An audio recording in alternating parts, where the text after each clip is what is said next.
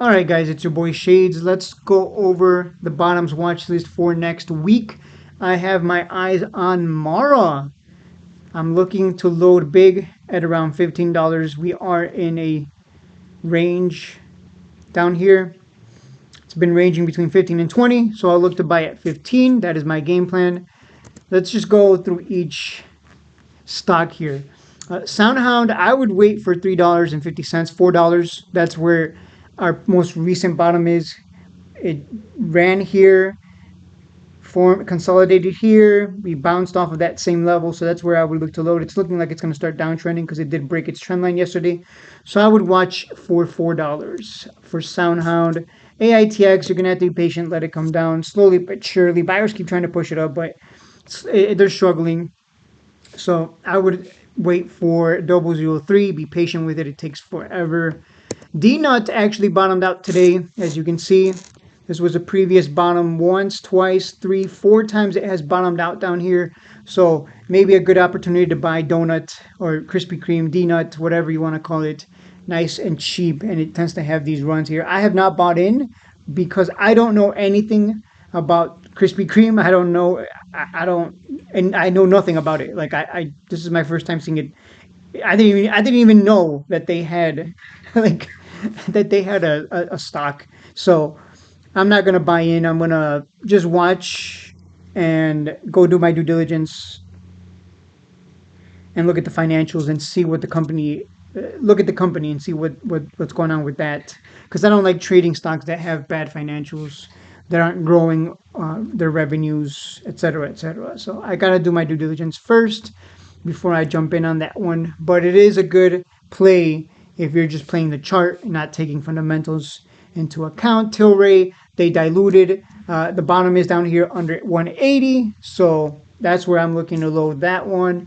There's always opportunities in the market. Eyeless seems to be bottoming out down here at 008, so a good opportunity here if you believe it's going to have another run like it did here, where it ran from 005 to 28, almost 3 cents. So a nice, healthy 300 to 400%, depending on when you bought in, or if not more. It depends on when you bought in. But Riot, same thing. It's near the bottom here, but I'm waiting to see if it's going to come back down under $9.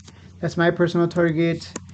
Bed Bath and Beyond, another stock that it's at a bottom. Like, I think Bed Bath and Beyond and Donut, I think those are the only ones that are like right at the bottom, and they might make for a good trading opportunity. But Bed Bath and Beyond, I don't like its fundamentals. The company's revenue has been going down, which is bad. I don't know about you, but I don't like putting money into companies that aren't growing year over year and quarter over quarter, and instead are doing the opposite. So I would be careful with this one, but it is technically close to the bottom. Not as close to the bottom as possible. The closest is 125-ish, but might be a good opportunity to buy here if you believe it's going to bounce. But I'm not touching it personally. And I think that's it for my watch list. Those are the ones that are nearing bottoms, or that are good buys when it does come as close to the bottom as possible.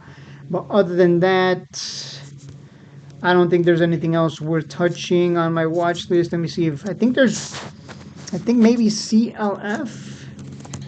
I've been keeping an eye on this one. Maybe this one might be a good buy if it ever comes back down to like $13, $14, because that's where it's been holding up once, twice, three. Like, it every time it comes to $14. This is like, look at that. Anytime it comes down to under 14, it's a buy. It always bounces off of that. So, but that one's still kind of it's still still a long way before it comes back down that cheap. So this is one I'm keeping an eye on as well. But that's it. That's your bottoms watch list. Keep an eye on all those. You play what you think is a good play. I'm going to wait. Personally, I'm not going to jump into DNUT or BBAI because one of them I don't know anything about, and the other one has revenues that are decreasing, which is that's just not. That doesn't meet my criteria. But on the technicals, it would meet the criteria for a trade. So for me, it has to meet the criteria of, is it good, fundamentally a good company, and is it at a bottom? And if it meets both criteria, I jump in. But in this case, with Bed Bath and Beyond, with BBAI, I'm not touching it. And Dina, I don't know anything fundamentally about it, so I'm not touching it for that reason. But Tilray and the other ones, I think if you're willing to be patient, you'll make money. It just, you got to exercise that patience. Patience really does pay. That is it for the video. I'll see you guys in the next one.